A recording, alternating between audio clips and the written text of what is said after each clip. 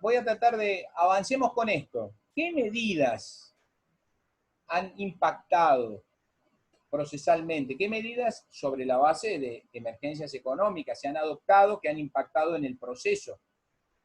A eso me quiero referir. Nosotros hemos tenido suspensión de procesos por razones de emergencia. Hemos tenido suspensión de procesos de ejecución de sentencias por razones de emergencia. Hemos tenido declaración del carácter declarativo de las sentencias condenatorias a pagar sumas de dinero. Hemos tenido consolidaciones de deudas, que es la medida más profunda, más sustantiva, ¿no? Porque en la medida en que ustedes me dicen, mire, me suspendieron el proceso, bueno, suspéndese por 6 meses los procesos contra el Estado, por ejemplo. Entonces usted me dice, ¿y qué pasa? Y no tramitan durante 6 meses. O suspéndense los procesos de ejecución de sentencia contra el Estado. Y el proceso tramita enteramente. Ahora, cuando llegamos a la necesidad de ejecutar la sentencia, no se pueden ejecutar por 6 meses. Pasan los 6 meses, seguimos con el proceso. ¿Estamos claros? Ahora, con la consolidación de deudas la cosa es un poquito más complicada y por eso la quiero explicar. Porque, ¿qué significa una consolidación de deudas? Esto explicado de una manera muy rudimentaria, porque confío que podrán leer después el texto, que está mucho más menudamente explicado. Ustedes tienen un pasivo estatal, el Estado tiene deudas por X cantidad de dinero, y no tiene cómo poder pagarlas con los recursos ordinarios que le entran. ¿Sí? Entonces ustedes me dicen, bueno, ¿cómo hace el Estado cuando tiene deudas? Esto es básicamente cuando tiene una situación deficitaria. Bueno, cuando tiene una situación deficitaria, emite deuda. Emite deuda o contrae empréstitos. Emite letra de tesorerías, se endeuda hacia el interior, se endeuda externamente. ¿Qué pasa cuando no nos prestan? Bueno, eventualmente, no nos prestan. Si no nos prestan y tenemos déficit, no vamos a poder pagar las deudas. Y entonces aparece la situación de decir, y bueno, ¿y cómo hago? ¿Y cómo hago? Bueno, uno de los mecanismos que frente a una situación de emergencia se ha utilizado para sanear el pasivo estatal y darle oxígeno a la administración es fijar una fecha, que le vamos a llamar fecha de corte en cualquier ley de emergencia, de emergencia que consolide deudas, quiero decir, ¿no? Una fecha de corte podría ser el 31 de marzo del 91, como fue en la 23.982, que acá en la provincia fue replicada por la 11.192, o el 1 de enero del 2000, como se dispuso en la 25.344, y fue replicado después de mucho tiempo por la provincia de Buenos Aires, después de 2 fallos de la Corte Federal, varios fallos de la Corte de Provincia, en la 12.836 con todas sus reformas y un decreto. Fue necesario todo un derrotero para llegar a esto. Fecha de corte. Toda causa, toda deuda que suponga el pago de una suma de dinero de causa o título anterior a esa fecha de corte, es como que la ponemos en una bolsa y quedan sujetas al régimen de consolidación. ¿Está? Las deudas dinerarias de causa o título posterior a esa fecha de corte me permiten trabajar ordinariamente. ¿Entienden lo que digo? La diferencia entre hago una fecha de corte, a partir de ahora me manejo como si no tuviera deudas, porque las deudas que tenía las consolidé. Ahora, ustedes me preguntarán inmediatamente, bueno, está bien, usted las consolidó, pero los acreedores, ¿cómo cobran? Cobran conforme la consolidación. Bueno, díganme qué cosa es una consolidación. Bueno, no quiero que se depriman. Recuerde que estamos en emergencia. La consolidación en la práctica importa una espera con reducción de intereses. Esa espera se puede dar de 2 maneras. O ustedes deciden cobrar en pesos y entonces van a anotarse en un listado que va a tener un orden de prelación, depende del tipo de acreencia de que ustedes sean titulares. Ciertamente las deudas de carácter alimentario, las deudas previsionales, las deudas de empleo público, los daños a la vida, los daños a la salud, son preferentes o están arriba en esa lista de prelaciones que las deudas que podemos tener por repeticiones tributarias o por obligaciones contractuales. Con esto, ¿qué les digo? Que si hay algo de plata que se destina año a año para pagar esas deudas van a quedar entre los jubilados, los empleados públicos y aquellos que han tenido un daño a la vida o a la salud. Al que quiere cobrar una prestación contractual no le llega nunca, porque se agota la cantidad de dinero que dispone el Congreso o la legislatura para pagar en pesos la deuda que fue objeto de consolidación. Alternativamente al pago en pesos está el pago en bonos. Y ahí aparecen los famosos bocones que habrán escuchado, o bocombas, o bocores. Bonos de consolidación, en general, bocon. Bocon. En una época, todas las noches en los canales de la televisión de aire nos daban el precio del bocón previsional, del bocón común. Ahora hay que leerlo en los diarios, pero se publican, ¿no es cierto? Ahora, dije yo que es una espera con reducción de intereses. Es una espera porque durante 6 años no me pagan nada. Hay 72 meses de espera. Recién empiezo a cortar un pedacito del cupón de intereses mes a mes a partir del mes 73. Y la deuda en total la voy a recuperar en 16 años. Los primeros 6 no me pagan, a partir del 7 y hasta el 16 cobro los 10 años. Entonces, aparece un mercado de bocones, porque está el hombre que no tiene posibilidades de esperar 10 años para hacerse de su crédito y decide vender los bonos, y para eso está la bolsa de comercio, ¿no? Se pueden allí negociar estos títulos. Nos abren una cuenta y tenemos los títulos depositados allí, y si queremos venderlos, los vendemos. Ahora, ustedes me dirán, pero doctor, ¿y si usted va a vender un bono, un bocón, y estamos en el año 7 de 16, ¿le van a dar los 100 pesos de la lámina nominal?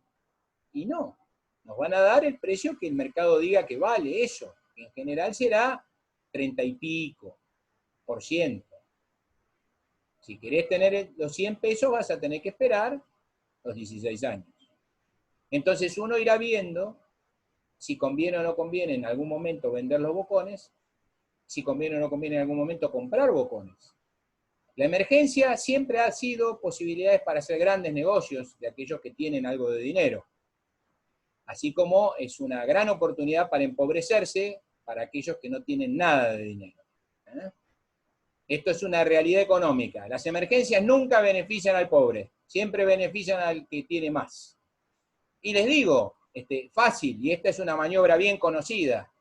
Hay muchas empresas de primera línea, estas grandes cadenas, que se dedican a comprar bocones, porque con los bocones que compran a 35 o 40%, pagan impuestos por ciento.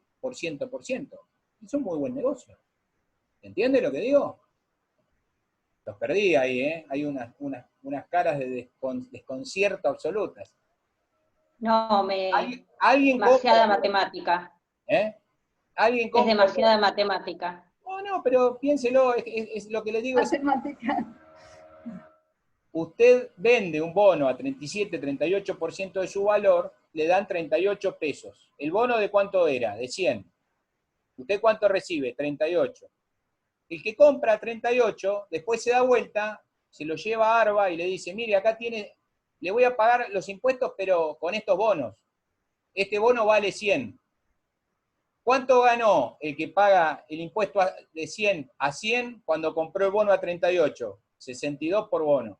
Fíjense si algunas veces No podemos hacer negocio en las emergencias. Lástima que el pobre nunca lo puede hacer. Pero bueno, es un detalle. Es un detalle recurrente de esta querida Argentina. Bueno, entonces ustedes me dirán, ¿y esto ha sido validado? Ha sido validado.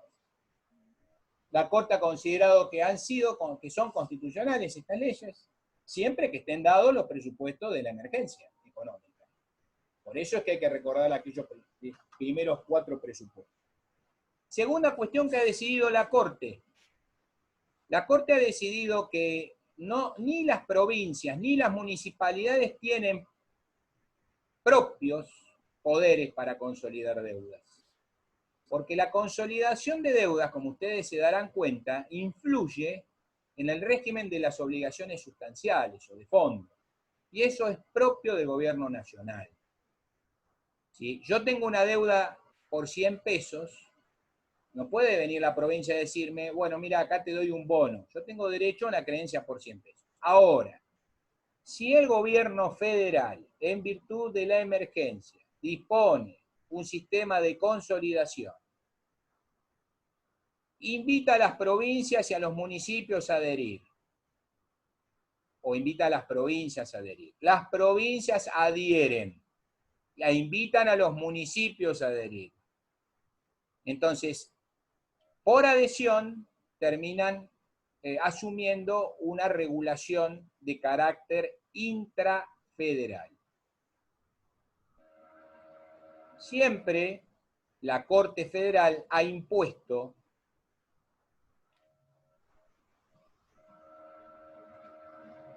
como criterio que las provincias no pueden imponer condiciones más estrictas y perjudiciales para el acreedor de lo que dice la ley federal.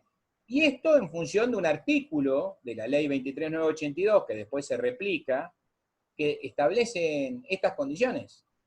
Es decir, la Corte ha sido muy estricta con la aplicación de esa cláusula. No permito que las provincias ni las municipalidades establezcan condiciones más estrictas que las que establece la ley federal a la que adhieren. ¿Estamos claros? Ahora, por otro lado, ha dicho, como usted adhiere a una regulación federal, el bloque normativo pesa más o tiene prioridad o tiene más jerarquía normativa que su cláusula constitucional, que ahora vamos a ver, que tiene que ver con la ejecución de sentencias. Entonces, cuando la provincia de Buenos Aires, la Corte, intentó inaplicar la consolidación dispuesta por la provincia adhiriendo a la ley federal, la Fiscalía de Estado llevó el tema a la Corte Federal y en una causa Martínez y de la Fuente, la Corte Federal le dijo a la provincia, a la Corte de la provincia, no, usted está equivocada. Su constitución vale menos que este bloque intrafederal normativo que surge de la ley, en ese caso la 23.982 y de la 11.190. Con lo cual, el sistema de consolidación, así dispuesto, tuvo prevalencia. ¿Estamos claros en lo que estoy diciendo? No hubo posibilidad de oponerle la cláusula constitucional de la que voy a hablar en un momento.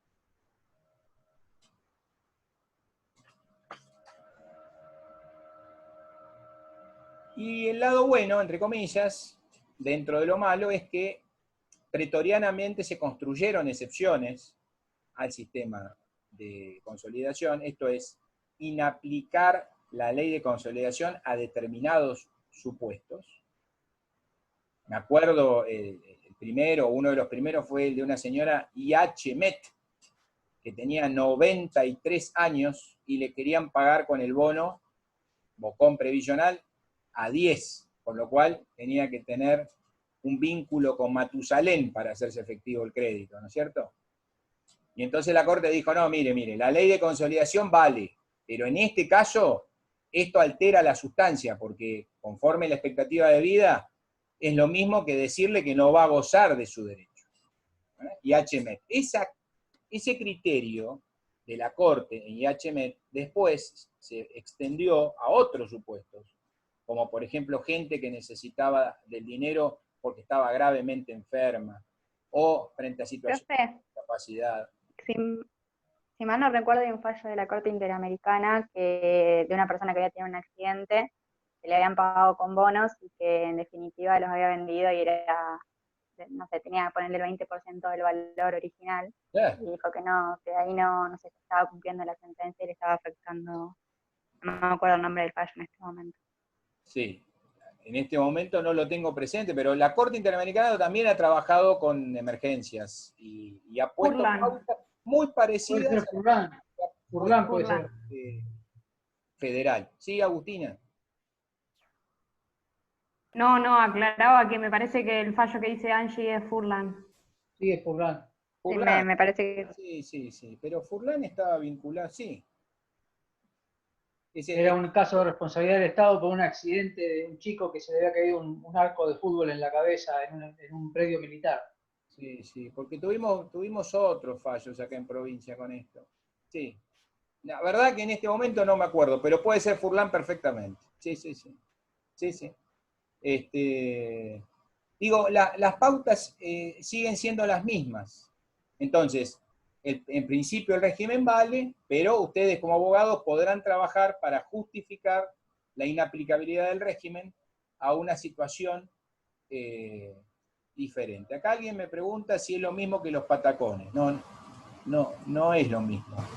Los patacones fueron una letra de tesorería, que es un título de crédito, que impusieron. Es decir, la lógica del patacón fue o patacones o nada. Entonces, bueno, esas eran las alternativas, porque plata no había. En aquella época estaba prohibido emitir, como se está emitiendo en este momento. Esto es un bono, que tiene otra categoría. Un bono es un título de deuda. El patacón tenía circulación y era una letra de tesorería a un año de pago. La serie A, y creo que a un año de pago después fue la serie B, giraron en la economía casi a la paridad con el peso. La Corte del Patacón estuvo muy pendiente de que nominalmente valiera lo mismo o casi lo mismo para validar su constitucionalidad. Así que no, fue distinto, es distinto sustancialmente y fue distinto el juego. No. La ley de consolidación genera pagos en efectivo, en dinero en efectivo, o alternativamente en bonos. Pero son bonos de consolidación que ya te digo, a 10 años, los previsionales, que fueron los más cortos, y a 16 años los que fueron los comunes. Ustedes me dicen, ¿la provincia puede dictar a un plazo más corto? Obvio que puede ser. Siempre puede ser más corto, siempre puede ser más favorable. Pero no menos, digamos, no más extensos ni más desfavorables. Y una cosa que me olvidé de decirles, pero ya esto es financiero, no sé si les interesa la economía, es que la tasa de interés que paga un bono es la tasa promedio caja de ahorro Banco Central. Es decir, les diría de las más bajitas que hay. Segunda cuestión relevante. Entonces yo decía, hoy dije, en esencia es una novación que supone una espera con reducción de intereses. Digo novación porque es una obligación que modifica absolutamente y para siempre la original. Si a mí no me deben más 100.000 pesos, me deben el pago de los bonos. ¿Estamos claros? Y los bonos me los pagan en los términos en que dice la ley y el decreto. Y eso ha sido considerado constitucional por la Corte Federal y bueno, y a su turno también por la Corte de Provincia, después de lo que fue Martínez y de la Fuente. Decía que había excepciones a este régimen. Y bueno, y rápidamente me parece que termino con esto, porque si no, no nos va a dar el tiempo para terminar la charla. ¿Preguntas sobre este tema? Nada. Una. A las dos. Nada. Sí, doctor. A ver, Héctor. El valor final del bono, ¿cotiza en bolsa? ¿Cómo se establece? ¿El bono? Antes de los 10. Sí, en el mercado de valores cotiza, claro. Usted lo va a tener en el mercado de valores y es una posibilidad negocial. Hay un agente, usted le da la orden y se dispone. Y los agentes saben los valores y muchos se publican. Si usted se mete, averigua los valores de estos bonos. Lo mismo que pasa con los bonos cuya deuda tenemos que pagar, ¿no? Los bonos estos del año 24, del año 21, esto que estamos negociando en este momento, internos y externos. Y si usted me pregunta, ¿cuánto es que vale un bono? Y vale tanto. Cuando vale menos de tanto, vienen los buitres, los compran y después van a Nueva York y nos cobran el total del bono. Y ese es el negocio que hacemos los argentinos. Somos unos vivos bárbaros, ¿eh? Pero bueno, no son bonos de consolidación en tal caso. Pero usted quédese tranquilo que va a saber cuánto vale la cotización del bono, la tiene en el mercado de valores, y usted dirá si conviene o no venderlos, o si intenta preservarlos. Obvio que conviene preservarlos, para poder cobrar el total del crédito, pero bueno, hay que tener mucha paciencia, o ser generoso y dejárselo a los hijos, a los nietos, en nuestro caso. ¿Qué va a hacer? Bueno, texto constitucional. Yo siempre les he dicho, no sé si en este curso, que el constituyente de 1889 fue un constituyente de avanzada. Y el constituyente de 1889 incorporó una cláusula constitucional a la que hicimos referencia cuando hablamos de bases constitucionales, muy preocupado por la situación de la ejecución de sentencias. Les recuerdo que en 1889 teníamos que ir a pedir al Congreso Nacional permiso para poder enjuiciar al Estado Federal. Estábamos a 11 años de sancionar la Ley 3952, que en el artículo 7 dice que las sentencias contra el Estado son declarativas, o tienen efecto o carácter meramente declaratorio, y estábamos a más de 70 años de que llegara el fallo de Josefa Pietranera de la Corte Federal, tratando de ponerle algún quicio al sistema.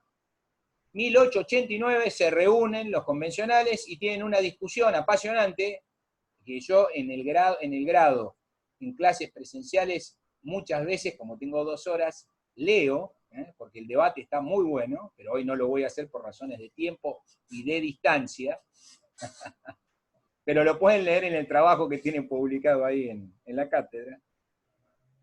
1889, los convencionales escribían: en las causas contencioso administrativas, la Suprema Corte de Justicia tendrá facultad de mandar cumplir directamente sus sentencias por las oficinas o empleados respectivos, si la autoridad administrativa no lo hiciere dentro de los 60 días de notificada la sentencia. Los empleados a que alude este artículo serán responsables por la falta de cumplimiento de las disposiciones de la Suprema Corte de Justicia. Ese artículo de 1889, que pasó casi sin modificaciones por la de 1934, hoy es el artículo 163. Y el artículo 163 se ha ajustado porque ya no es solo la Suprema Corte juez en lo contencioso. Entonces, ¿qué dice? La Suprema Corte de Justicia, al igual que los restantes tribunales, dispone de la fuerza pública necesaria para el cumplimiento de sus decisiones.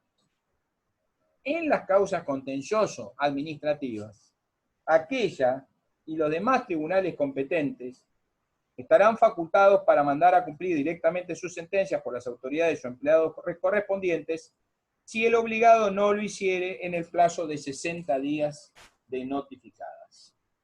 Los empleados o funcionarios a que alude este artículo serán responsables por el incumplimiento de las decisiones judiciales. Con lo cual, antes de que se dictara el código, ya teníamos en la normativa constitucional bonaerense una cláusula que ordenaba el cumplimiento de los mandatos de la Corte. Invito a que lean la discusión de los convencionales constitucionales. ¿Cuál es la esencia del sistema? Y acá sí que hay una modificación enorme en relación al sistema procesal civil. Nosotros nos separamos de la perspectiva, si me permiten, objetiva, que básicamente se resume en capturar un bien, realizarlo y con su producido satisfacer la acreencia, capturar un bien, realizarlo y con su producido satisfacer la acreencia, que es el modelo que en general van a tener en los códigos procesales. Cambiamos ese modelo objetivo por un modelo de tipo subjetivo. ¿Qué quiero decir con de tipo subjetivo? Nosotros no vamos a salir a embargar a la provincia, no vamos a salir a embargar al municipio. El sistema es otro. El sistema es que el juez, cuando esté firme la sentencia, ordena al funcionario, ahora lo vamos a ver con detalle, qué debe hacer, quién lo debe hacer y en qué tiempo lo debe hacer. Si el funcionario no cumple, pasa a ser él personalmente responsable, junto con la administración, por el incumplimiento. Entonces hay una subjetivización, el sistema de responsabilidad es subjetiva. Yo ordeno al intendente, mire intendente, en 30 días haga tal cosa. ¿Hace o no hace? Si no hace, entonces después puede ser responsable personalmente. Si el hacer era, páguele a fulano 500.000 pesos, entonces podrá venir el abogado de la actora a pedirme, trabe el embargo sobre el bien personal del intendente, sobre su casa, sobre un auto, realícenlo y denme de la plata del intendente los 500.000 pesos que me corresponden a mí. Cuando llega el pedido de embargo y la corte o el juzgado emite el oficio embargando y traba el embargo y el intendente se entera que está embargado por esto, no saben qué rápido que viene y cumple con la sentencia. El sistema funciona. El sistema funciona. Ahora veremos qué bemoles tiene. ¿Estamos claros? Entonces, vamos rápido con la normativa. Artículos 63 a 65. En primer término, lo que se exige es que la sentencia quede consentida o ejecutoriada. Esto es firme. Consentida, entonces no recurrí. Ejecutoriada, he recurrido y ya no tengo más recursos. La cuestión es que la sentencia quedó firme. Y también tiene que haber cumplido, en todo caso, una comunicación para que la demandada cumpla la sentencia. Si hay una primera comunicación. Si el juez hubiese establecido un plazo, por ejemplo, cumpla dentro de los 30 días, entonces ahí tenemos la dificultad de que hay una suma de plazos o no, digamos. Si el juez pone 30 días, entonces viene la discusión acerca de decir, bueno, pero la Constitución dice que si transcurridos 60 días desde... Entonces, parte de la doctrina va a decir, no, bueno, siempre son 60 días. Y otra parte de la doctrina dirá, no, si el juez dijo 30, son 30 a los que hay que sumar después los 60 que establece el artículo 163. La Corte en general no pone días, sino que dice, cumpla en el plazo del 163. Es decir, solo son 60. Tienen para cumplir esos plazos, vencido ese plazo, ya está cumplida la condición. El procedimiento de ejecución, dice, se regirá por las disposiciones del Código Procesal Civil y Comercial en tanto no contradigan las del presente Código. ¿Por qué dice esto el Código? ¿O cuál es la utilidad del Código? Básicamente, porque muchas veces ustedes no están en condiciones de llevar adelante una ejecución de condena, a pago de una suma de dinero, no porque no esté firme la condena, sino porque la cantidad es ilíquida.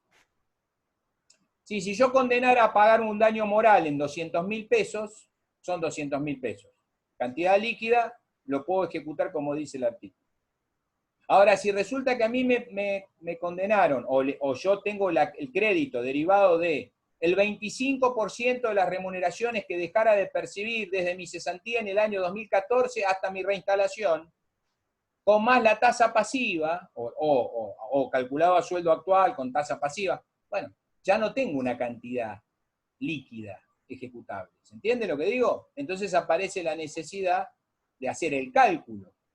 Y eso lleva también una incidencia que está prevista en el Código Procesal Civil. Esto es, hay que hacer una liquidación, de esa liquidación hay que correrle traslado a la contraria se opondrá, objetará o prestará conformidad, y finalmente el juez aprobará la liquidación. Firme la liquidación, entonces sí tengo sentencia condenatoria firme y liquidación firme, puedo llevar adelante la ejecución. ¿Estamos claros? ¿Estamos claros? Segunda cuestión. ¿Cuáles son las posibilidades que tiene la administración frente a un mandato? Cumpla. Le llega la comunicación, la intimación. Bueno, cumple. Una alternativa. No hay proceso de ejecución de sentencia. ¿Lo ven? Si yo, cuando quedó firme la sentencia y la liquidación, mando a la intimación y como consecuencia viene el fiscal de Estado y deposita en auto la cantidad que ya está, se terminó el proceso. Ese día festejan, porque además cobran rápido los honorarios. Segunda hipótesis, no cumple, ni objeta el cumplimiento.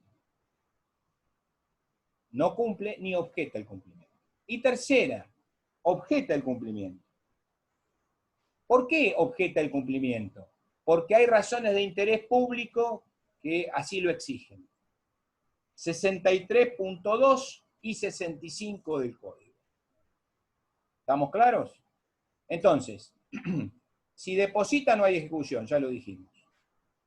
Si no cumple, entonces, pasado el plazo establecido en el 163 de la Constitución, podrá venir la actora a solicitar el mandato de cumplimiento, en donde el juez tiene que definir quién debe, qué debe y en qué plazo debe. ¿Estamos claros? Si el mandato de cumplimiento no es satisfecho, entonces, a pedido de la actora, se pone en jaque la responsabilidad del funcionario incumplidor. Personal. Insisto con esto, es personal. Entonces, si el intendente no cumple, vamos contra el patrimonio del intendente. El ministro no cumple, vamos contra el patrimonio del ministro. No pasa nunca eso, ¿no? Sí pasa. Sí pasa y entonces se cumplen las sentencias. Porque Varela era mucho más generoso. Si ustedes leyeran a Varela, que en general yo he transcripto en los artículos, Varela decía que no había orden, ni ley, ni decreto del Ejecutivo que pudiese justificar el incumplimiento del funcionario. Es decir, el funcionario, la renuncia del funcionario una vez que recibió la orden no lo liberaba. La única cosa que lo liberaba era cumplir. Y entonces cesaba a su respecto inmediatamente la premia. ¿Está claro? Esa descripción tan detallada,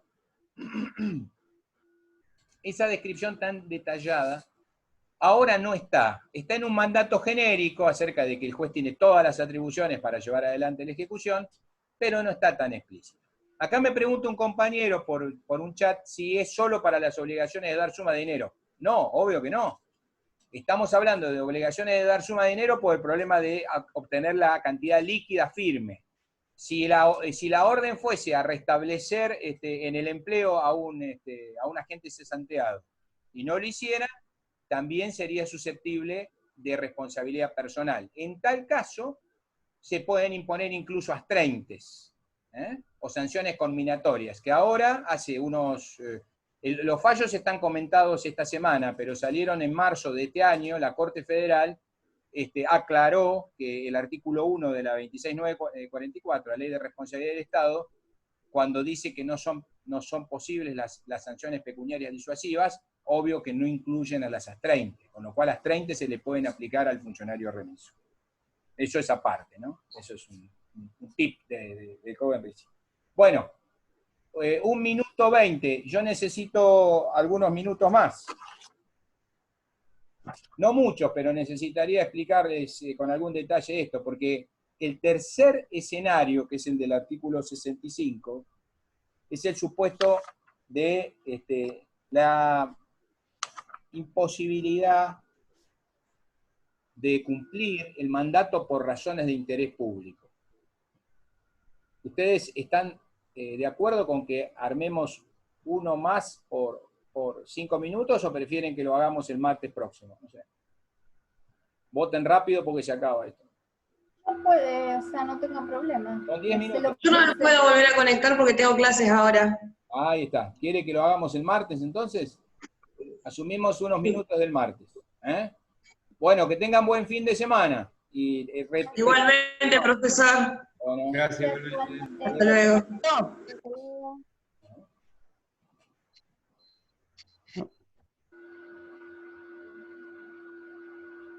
Hola. sí, sí, Homero, quería recordarles que el martes tienen parcialito. sí, la evaluación 4, sí. Sí.